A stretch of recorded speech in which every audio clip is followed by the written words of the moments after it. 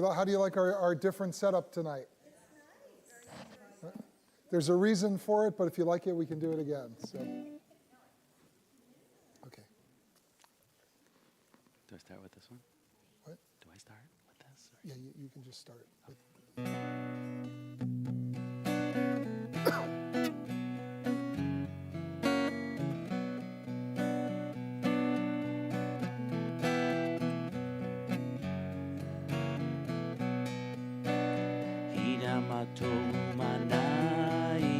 שבר אחים גם יד, הנה מה טוב ומה נעים, שבר אחים גם יד. הנה מה טוב, שבר אחים גם יד. הנה מה טוב, שבר אחים גם יד. הנה מה טוב ומה נעים, שבר אחים גם יד. הנה מה טוב ומה נעים, שבר אחים גם יד. הנה מה טוב, שבר אחים גם יד. הנה מה טוב, שבר אחים גם יד. הנה מה טוב ומה נעים, שבר אחים גם יד. הנה מה טוב ומה נעים, שבר אחים גם יד.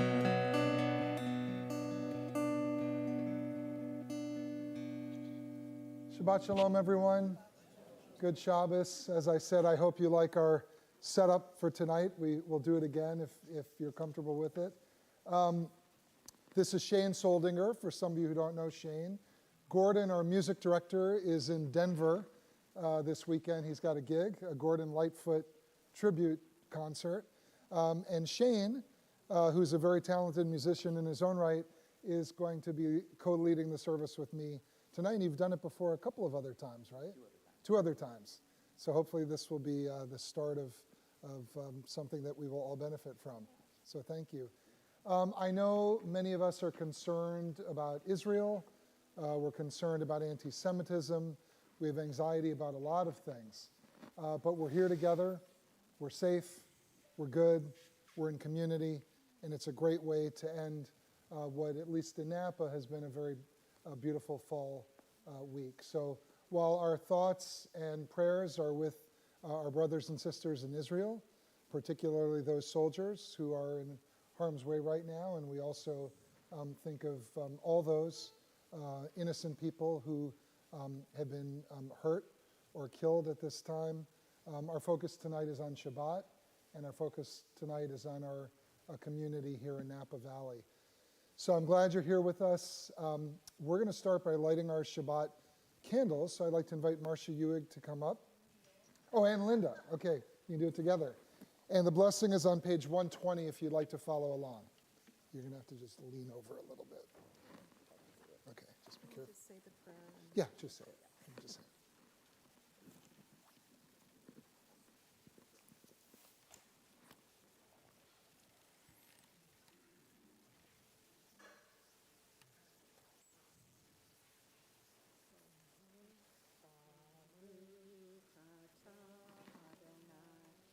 Eloheinu melech ha.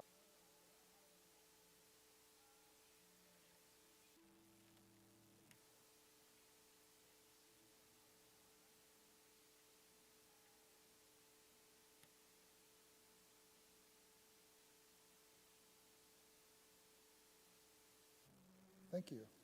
Amen. Page 142. So I'm going to ask a favor of all of you tonight. Gordon is not here, and Shane is not as familiar with the music to this particular prayer, Shalom Aleichem, which is one of the traditional Friday night prayers, a prayer about peace, something very much on all of our minds right now. So I will get it started. I'm not a cantor, I'm a rabbi. So I'm hoping you will drown out my voice. But I'll do the melody that I'm most familiar with, and hopefully you'll know it and you can join along with me. Okay, so Shalom Aleichem, page 142. Shalom Aleichem, Malakei Hasharet, Malakei Elyon. Mi Melech, Malakei Hamlakim, HaKadosh Baruch Hu. Boachem l'shalom, Malakei Hashalom, Malakei Elyon. Mi Melech, Malakei Hamlakim, HaKadosh Baruch Hu. Baruch Hu ni l'shalom, Malakei Hashalom, Malakei Elyon. Mi Melech, Malakei Hamlakim, HaKadosh Baruch Hu. Tzedchem l'shalom, Malakei Hashalom, Malakei Elyon. Mi Melech, Malakei Hamlakim, HaKadosh Baruch Hu. And now that we have invited the Sabbath angels to sit among us and have offered our prayer for peace, let's turn to page 144, and I invite you to please join me in the Chatzi Kaddish. Yitgadal v'yitkadash shmei Rabbah, v'alma divrach erotei v'yamlich malchutei, b'chayechon uv'yomechon, uv'chaydei d'chol Beit Yisrael, Bagala, Bagala, Uvizman Kariv, Bimeru, Amen. Yehi Shmei Rabbah Mevorach, Le'alam Ulal Me'al Maya, Yitbarach, Yitbarach, V'yishtabak, Yitpa'ar, V'yitromam, V'yinasem, V'yitadar, V'yitalel, Yitalal, Shmei de Kudsha Barichu, Leila min kol birchata v'shirata, tushbechata v'nechemata, damiran bi'alma, v'imiru, amen. Page 146, and if you are able, please rise. And we face east, we face toward Jerusalem.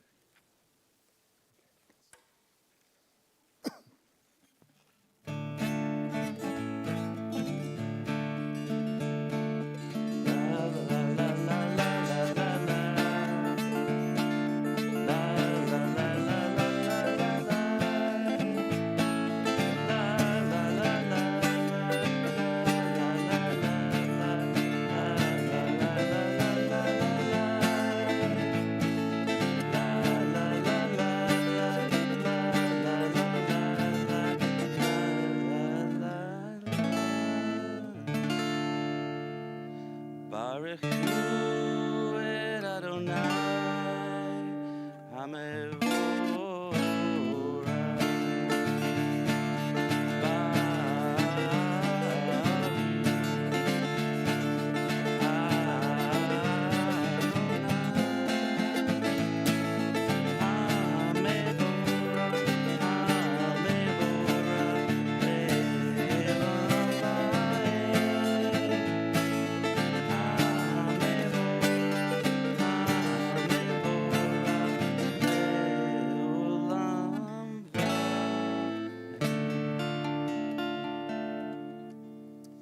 Please remain standing and join me at the top of page 149 in English.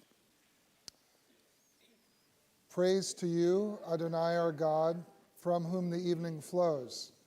Your wisdom sets the way on which time and season glide. Your breath guides the sail of the stars.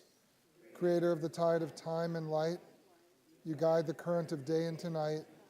As heaven spans to infinity, you set its course for eternity. Praise to you, Adonai our God, from whom the evening flows. Baruch atah Adonai, Hama'ariv Aravim. Page 151. And I invite you to join me at the top of the page again. As you taught Torah to those whose names I bear, teach me Torah too. Its mystery beckons, yet I struggle with its truth. You meant Torah for me. Did you mean the struggle for me too? Don't let me struggle alone.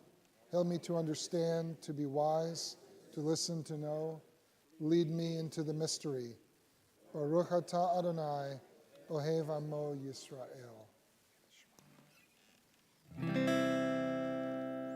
Shema Yisrael, Adonai Elohim, Adonai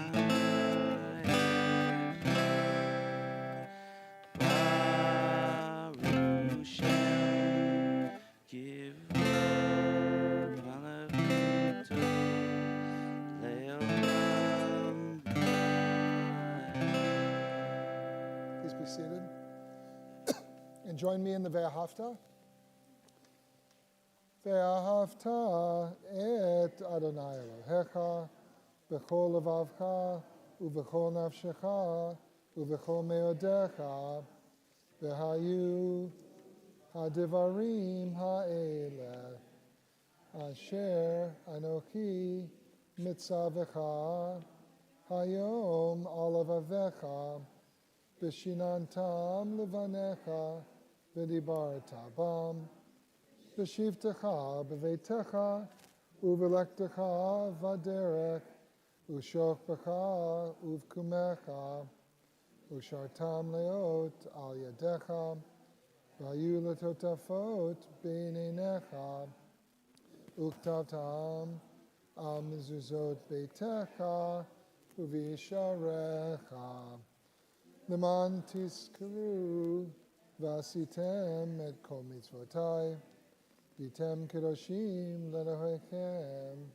ani Adonai Elohechem asher hotzeti etchem meretz Mitzrayim liot lachem lelohim ani Adonai Elohechem. Page 157. And let's read this together in English at the top of the page. Standing on the parted shores of history, we still believe what we were taught before ever we stood at Sinai's foot, that wherever we go, it is eternally Egypt, that there is a better place, a promised land, that the winding way to that promise passes through the wilderness, that there is no way to get from here to there except by joining hands and marching together. Mi Chamocha is on page 158.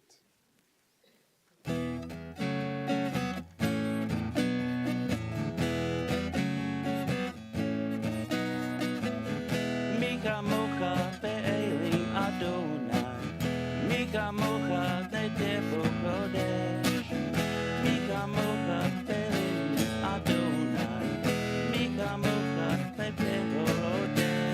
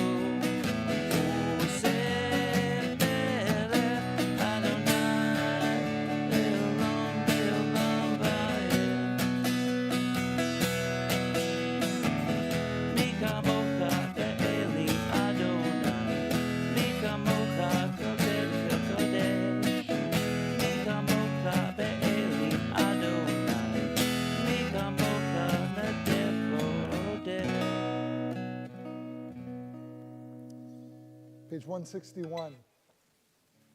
Some of you, I hope, when you came in to the foyer, saw the exhibit, or not really exhibit, but the what's that? The Shabbos table. Thank you. The Shabbat table that we have set there. It was started by an Israeli artist in Tel Aviv, and they set Shabbat tables in honor of and in memory of all of those hostages, over 200, I don't know what the exact number is, who are being held captive in Gaza. And it's a way of honoring them at our Shabbat table in our community, even while they are not able to do so. We hope and pray that all of them get out safely, and we think of them tonight on this Shabbat.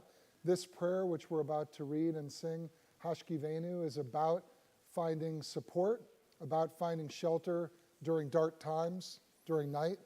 Those hostages and many people in Israel are experiencing dark times. They're experiencing night. And we ask God to protect all of the hostages, all of those in harm's way, all of those on this Shabbat who need God's help. So let's read the English together at the top of page 161. Let there be love and understanding among us. Let peace and friendship be our shelter from life's storms. Adonai, help us to walk with good companions, to live with hope in our hearts and eternity in our thoughts, that we may lie down in peace and rise up waiting to do your will. Baruch atah Adonai, haporei sukat shalom, aleinu ve'al kol amo Yisrael ve'al Yerushalayim.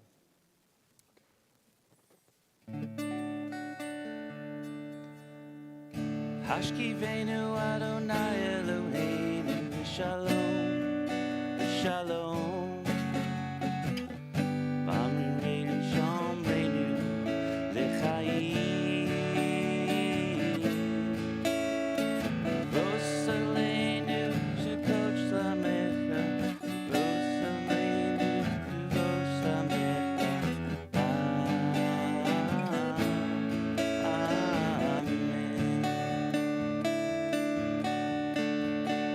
Hashkivenu Adonai Eloheinu B'Shalom, B'Shalom. V'amreinu Shomreinu L'chaim.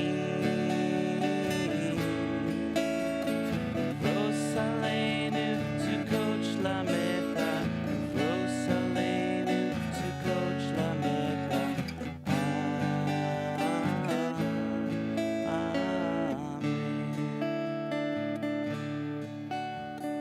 Shelter us beneath your wings, O Adonai. Guard us from all harmful things, O Adonai. Keep us safe throughout the night, till we wake with the morning's light. Teach us, God, wrong from right. Amen.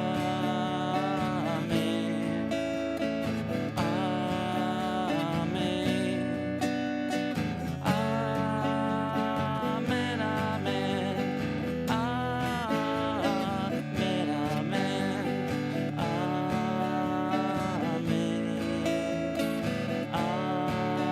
Amen.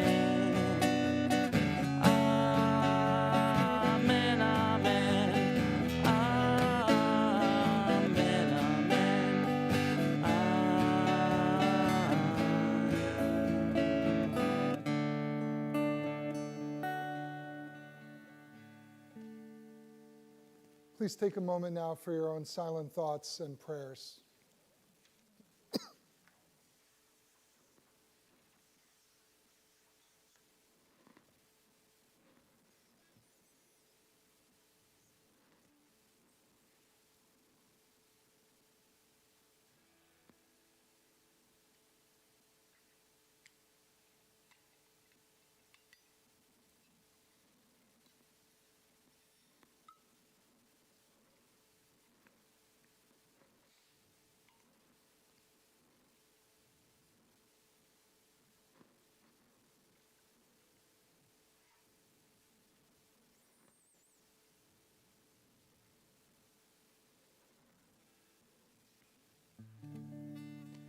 Shalom Rabba Yisrael Amka Si Leolam. Shalom Rabba Yisrael Amka Si Leolam. Ki atahu melech hadam lekol hashalom. Ki atahu melech hadam lekol hashalom. Shalom Rabba Yisrael Amka Si Leolam. Shalom Rabba Yisrael Amka Si Leolam. Tov v'nikla b'neret et amcha Yisrael. Kol ranlo v'lev shabbat b'shlomecha. Shalom Rabba Yisrael Amka Si Leolam. Shalom Rabba Yisrael Amka Si Leolam. Si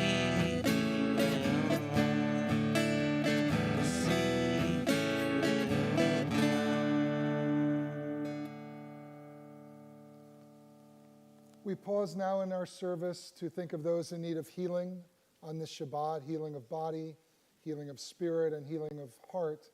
And we ask God to bestow the bracha, the blessing of refuah shlema, full and complete healing on the following men and women from our community or those known and loved by our congregation: Ilana Massey, Kevin Brackett, Michelle Camisia, Joshua Hyman, Jesse Friedman, Jim Mates, Brenda Flood, Sharon Blevis, Walter Wilmert, Jerry Mautner, Kirk Whitlatch, David Rabb, Jensen Beach, Aaron Ledden, Geraldine Kokich, Rachel Sadek, Blake Battles, Michaela Cohen, Diane Rado Persile, Eric Frost, Scott Stern, Rodolfo Gonzalez, and Tracy Adams. And if anyone has a name that they would like to add to our list, I'll go around this way. I'd like to ask you to please add that.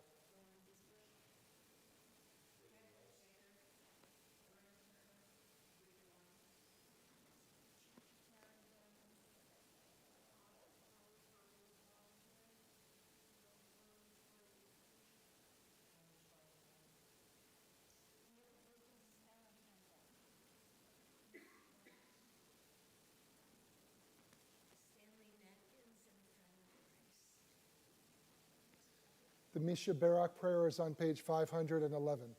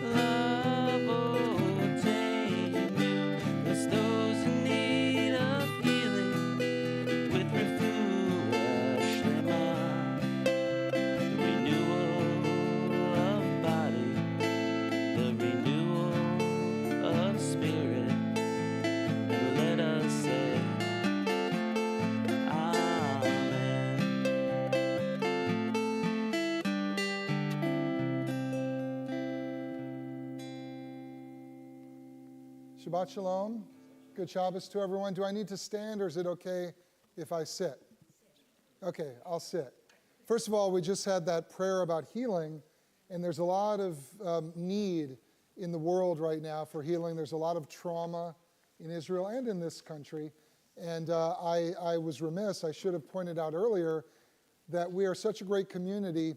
We even have our very own therapy dog waiting here. Thank you, Judy. Eliza's here. If anyone needs extra therapy tonight because of your anxiety or your fear or your need of healing, Eliza's going to be here. So I'll give her a good pet before I leave. Thank you. So I wanted to talk a little bit about the Torah portion this week. The Torah portion is called Vayera, and it occurs toward the beginning of the book of Genesis, the first book in the 5 books of Moses.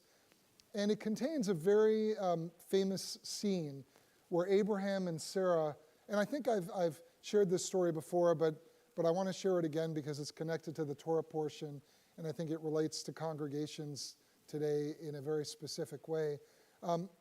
It contains a very famous scene where Abraham and Sarah, as the new patriarch and matriarch of the Jewish people, are sitting outside their tent. And 3 mysterious strangers, suddenly appear. And there's this high drama. We're not sure what's going to happen because these 3 men have appeared out of nowhere, and it's a little scary, particularly at that time and in that place. Now, I want to share an experience I had that was somewhat similar a number of years ago when I traveled with my brother to Mongolia. I was living in Chicago at the time. My brother and I think I was in New York at the time. I met my brother in Chicago. We flew from Chicago to Beijing, and from Beijing to Ulaanbaatar, the capital of Mongolia. Has anyone been to Mongolia? Okay. This is a very well-traveled group, but I'm impressed with myself that I've actually been somewhere where nobody's been. And then we spent a couple days in the capital and then flew another 3 hours or 4 hours to the far western corner of Mongolia. Mongolia is twice the size of France. It's a pretty big country. And we were at the border with Kazakhstan in a very remote mountainous area whose name escapes me tonight. But what we did was went on a week-long horseback trip. And we took our horses and traveled probably 15, 20, 25 miles a day with a guide through some of the most spectacular and rugged terrain that I had ever been on. And I had some experience on horses, but Mongolian horses, if you don't know, use saddles made out of wood, not leather. And it turned out I wound up getting a hernia on this trip. So I won't go into detail about that, but it was not the most comfortable experience in the world, but we were surrounded by such great beauty and majesty that I was able to forget the pain, at least some of the time. So we would travel during the day, and it was me and my brother and our guide, who spoke very broken English, and a wrangler who didn't speak any English, but who took care of our 4 horses. And we would travel, and the sun would start setting, and we knew we had to sleep somewhere at the end of the day. And there were no hotels, there were no villages. We were in a pretty remote area. But our guide would look ahead and point to something that we couldn't really make out. And he'd point out and he would say something like, "We sleep there." And so we would walk, a little bit further. The horses would take us. And then suddenly we'd see these little objects in the distance. They looked like little white specks.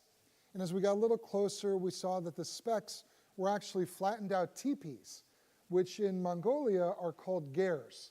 But they're essentially yurts. If anyone's seen a yurt or slept in a yurt or been to a yurt, they started in Central Asia. And in the Mongolian language, they're called gers. They're not called yurts. So at the end of every day, we would approach these gers, these yurts, and dogs would come out. I'm convinced there's only one breed of dog in all of Mongolia because they all look the same. But they're all intermingled and interbred. And anyway, dogs would come up and bark at us.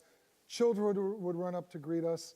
And then total strangers would welcome us into their homes for the night, where they would feed us, They would give us shelter, and then the next morning they would send us on their way. It was an incredible experience of radical hospitality. I'm convinced that these places didn't know we were coming until we actually got there, and that's how these nomads have survived for all these centuries.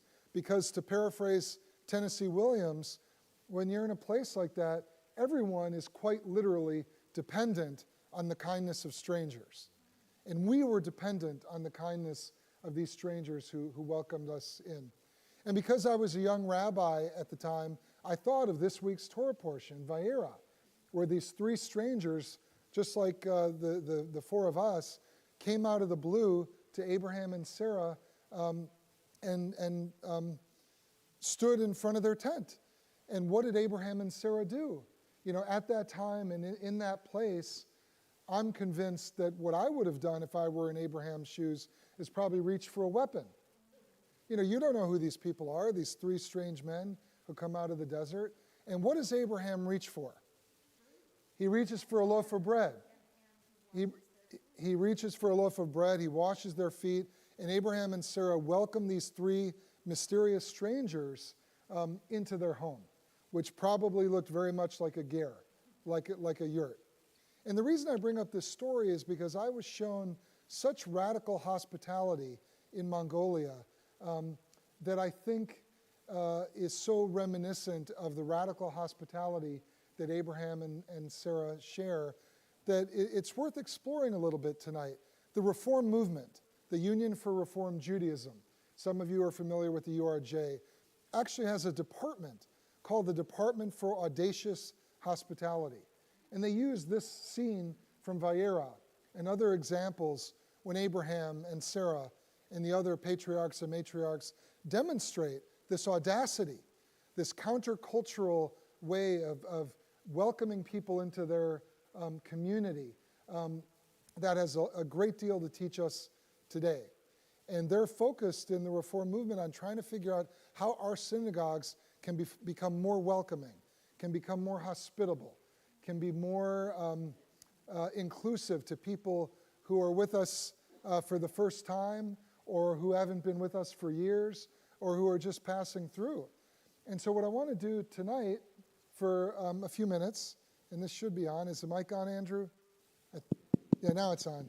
Is just spend a little time talking about that. How do we create the culture of the open tent?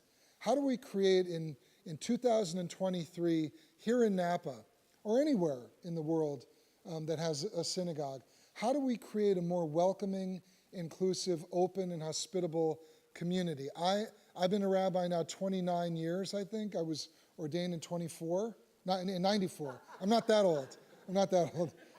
Yeah, that's Calvin Coolidge or something. I've been a rabbi since 1994, so I think that's 29 years. And I've served different congregations as a student, as an ordained rabbi. And I have to say, this community is really unique. This community is really special. And I think we're doing a lot of things right. But what are we doing right? And what can we do better? And I'd like to hear from you. So who'd like to go first? How do we create the culture of the open tent? The culture of Abraham and Sarah? And we have people watching from home, so just make sure you speak into the mic, or they won't be able to hear you. Well, I live in Paradise Valley Estates, and when you move in there, you're assigned a mentor, and that person takes you around for maybe 6 months and helps you become acclimatized. And when I was president of the Jewish Fellowship in Sun City, Roseville, I did the same thing. I found somebody who lived close to that person and had them bring them to the events that we had and welcome them instead of letting just them come in as strangers. Thank you. You know, when new members join CBS, Judy, you're involved in this. I try to make a point of giving everyone a welcome call when they join. But Judy, you tell us what you do when you find out about new members to make them feel more welcome. I ask a member that might have something in common with the new member. Could be age, could be career, could be any number of things, could be a doggy, to be their ambassador. And I'll use this moment to advertise that I'm always looking for ambassadors, because we used to, correct, have ambassadors that stayed in touch with their new member for 12 months. They would meet them at different events. They would contact them once a month, usually, to see if they had any questions, any needs, any comments. And what's happened, I don't know what happened after COVID. I have great difficulty now in recruiting ambassadors, but also having them do more than just greet the new members for the first time and give them their welcome gift. So I'd appreciate any help. Yeah, thank you. Other thoughts? What can we do to make our communities more welcoming, to create more of that feeling of an open tent? Yes, Hannah. Just speak into the mic. What if, like, someone who didn't know who were Jewish and did a DNA test, like, bring her to the synagogue and meet everybody. Okay, so do outreach among people who might very well appreciate the community, who otherwise would not even know about it. Yes. Okay, good. You know, some of it is not rocket science. Some of it is just being a mensch. Some of it's just being a good person. And I know that some of you here, actually, I think when you were new to CBS or just checking us out, were invited out to dinner by different members of our community. You know, and I know that when I've traveled, when I was, a student in college and graduate school, and I would be traveling in some far-flung place, and I would check out a synagogue. You know, every once in a while, all over the world, they'd come up to me at the oneg afterwards. The onegs we have here are something else, but between our wine and all the food that we have. But at the oneg, even if it's just challah and wine, sometimes I was invited out to dinner with people. I was a scruffy college student with a backpack, and I say, do you have anywhere to go for Shabbat dinner? And that's something else that's very easy to do. If any of you see new folks in the community who you don't know, talk to them at the oneg. See if they have somewhere to go for dinner. Things like that can make a big difference. Other thoughts? We need to take one or two more. Mara. Well, when my kids were in public school, I used to go and do a classroom presentation at usually Hanukkah, because there's obviously not very many Jewish kids there, and our kids feel very isolated.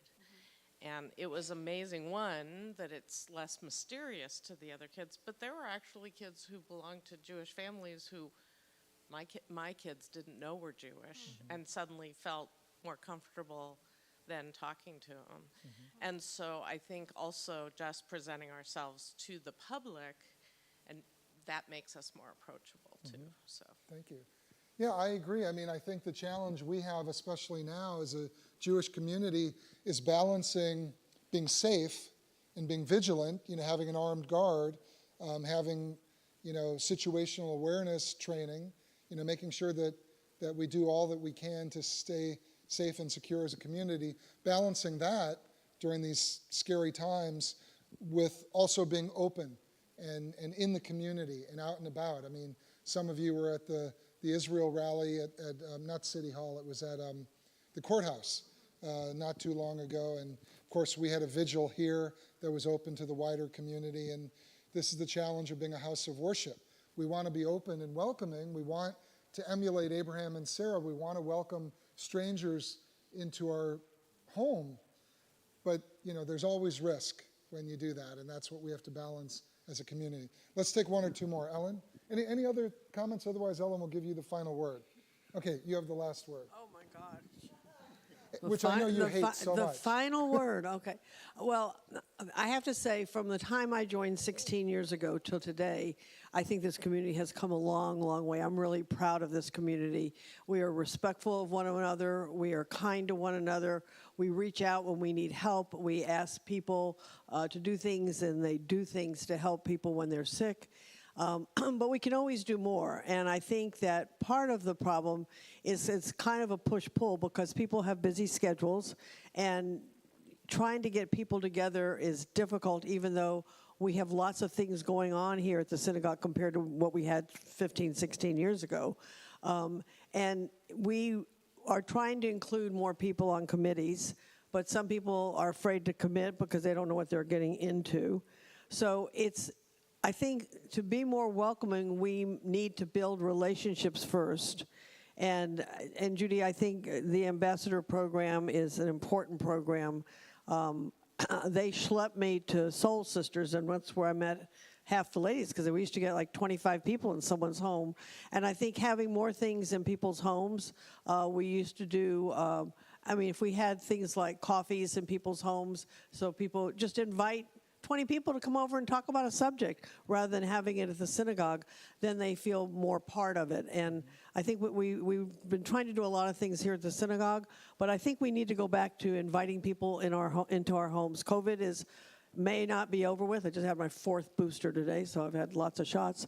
And I'm not afraid to open up my home. As many of you know, my home is always open every day. But we all need to do that and make people feel comfortable and part of the community, because people are not going to volunteer or or take on responsibilities here unless they feel part of it. And I think being more personal and getting it out of this building maybe on a more personal level would be helpful.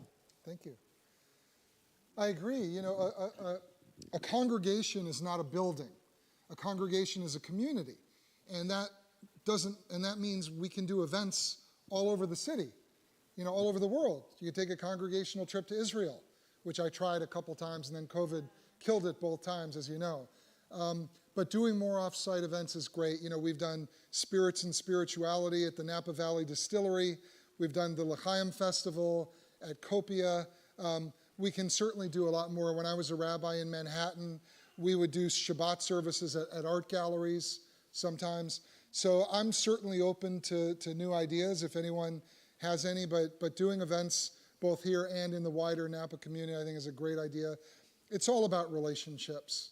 It's all about relationships. It's not, content is important, but people are starving for community now. And is it pressing? Okay. Yeah, it is. I had such a good closure. Oh, I'm sorry, Rabbi. Okay. I was the leadership teacher in a middle school, and there is a system actually set up for exactly what Ellen said, and it's called the web.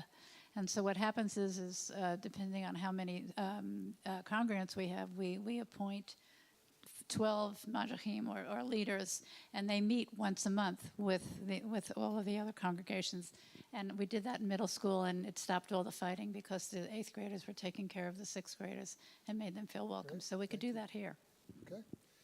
It's all about relationships.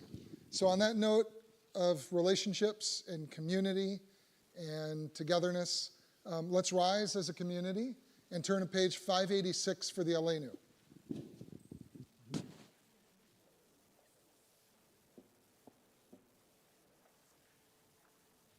Aleinu l'shabeach ladon hakol, latet gedula liotzer breshit, shelo asanu kegei haratzot, velo samanu k'mishpachot adama, shelo sam chelkenu kahem, v'goralenu kechol hamonam, v'anachnu korim, u'mishtachavim u'modim, Lifnei melech malkei hamlachim hakadosh baruch hu v'ne'emar v'haya Adonai l'melech al kol haaretz bayom hahu yeh Adonai echad u'shemo Ushemo Echad. Please be seated. And it is my honor now to call up Naomi Petrick. Don't look so excited. To share some important announcements with you tonight. Do you need therapy already? On the regular. Okay. Can I sit? Oh, you need the mic. Yeah, you do. Or else people won't be able to hear you at home. Shabbat Shalom. Good Shabbos. Shabbat shalom. Hello, my beautiful. All right. This is the best. This Saturday, we will have a play reading of the new stage satire, Shiva in the Garden of Eden. The program is free. Please RSVP online. Faces of Faith Shabbat is back on November 10th with Rabbi Goldstein and our guest, Father Fergal McGinnis from St. Apollinaris Church, Catholic Parish in Napa. Join Rabbi Goldstein and Vice President Deborah Greenstein for coffee and chat on November 12th at 9:30. Tribes are open, and Your Right to Resilience has an updated meeting day and time. Beginning on November 16th, the tribe will be on the third Thursday of every month at 3:30 p.m. Your Right to Resilience is a guided wellness practice based on the science of expressive writing. Sounds fabulous, actually. This type of writing has been shown in numerous studies to improve both physical and mental well-being. This is not a writing instruction class. There are no rules or requirements. Writing is encouraged to be loose, sloppy, and imperfect. The tribe provides a safe space to release your thoughts and feelings on paper. Art Grant will be leading Torah study on Saturday, November 18th at 10:30 a.m. We'd like to give warm wishes to this week's birthdays and anniversaries. Happy birthday to Carl Rice, Farah Garber, Joan Harris, Irene Yesnowich, Suzanne Mason, and Steve Gordon. Happy anniversary to Dave and Charlene DeBro, 16 years. It's much better seated. Thank you. It's more comfortable. And I want to again thank Shane Soldinger for leading music tonight. Thank you very much. And one of the reasons this is such a great community is, we were in discussion about putting up the Shabbat table for the hostages this week. I don't even know who to thank. I just got here 5:30 and it was up already. So who do we thank? Lauren and Lauren. Johanna and Lauren. Okay. Well, we thank them for putting that up. And if you haven't seen it when you come in, go take a look and reflect on it afterwards. As we near the end of our service, we think of those who are no longer with us, those who have died recently and in seasons past. We honor those who have died during the last 12 months.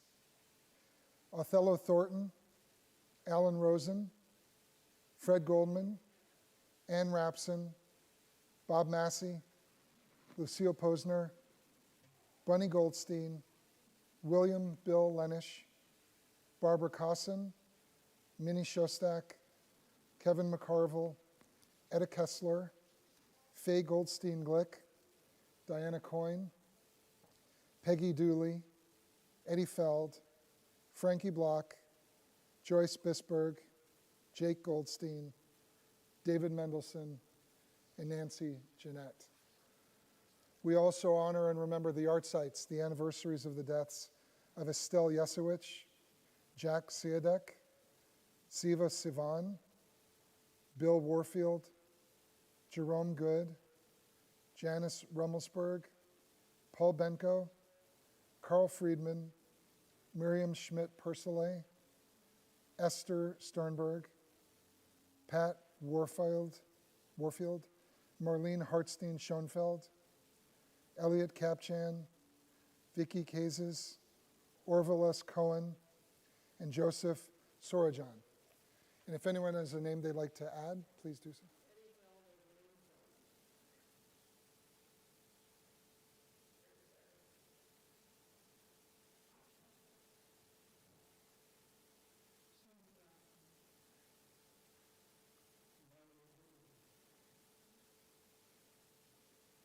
Please rise for the Mourner's Kaddish on page 598.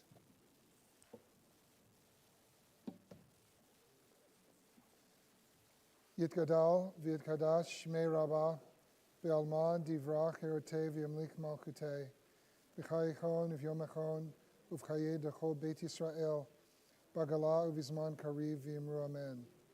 Yehei shmei rabba mevarach le'alam ulamei olmaya yitbarak v'yishtabak v'yitpa'ar v'yitromam v'yitnaseh v'yitadar v'yitalel v'yitalal shmei dekudsha b'richu le'ela min kol birchata v'shirata tushbechata v'nechemata damiran ve'alma v'imru amen. Yehei shlama min shmaya v'chaim aleinu ve'al kol Yisrael v'imru amen. Oseh shalom b'imromav hu yaseh shalom aleinu ve'al kol Yisrael v'imru amen. May the source of peace send peace to all those in mourning and comfort to all those who are bereaved. And let us all say amen. Amen. Please be seated. And we have a final song before we do Kiddush and Motzi, and we have a wonderful oneg waiting for us afterwards. So, Shane, final song.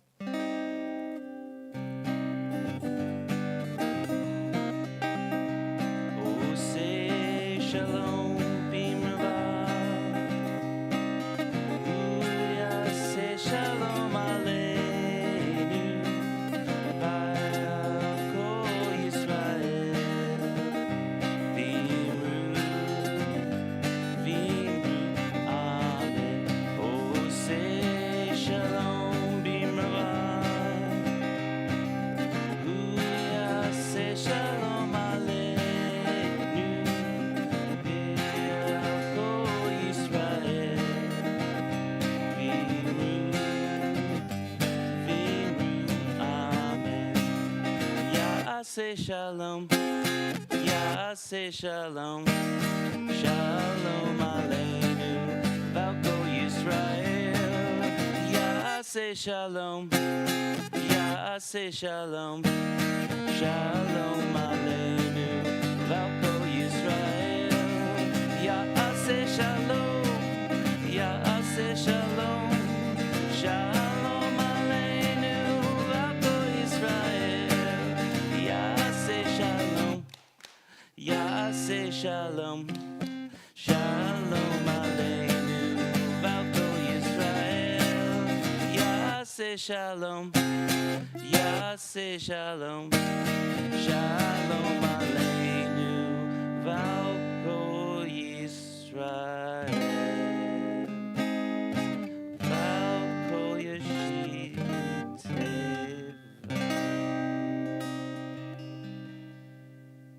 Please rise and join me in the Kiddush. Baruch atah Adonai Eloheinu melech haolam borei peri hagafen. Amen. L'chaim. Chaim.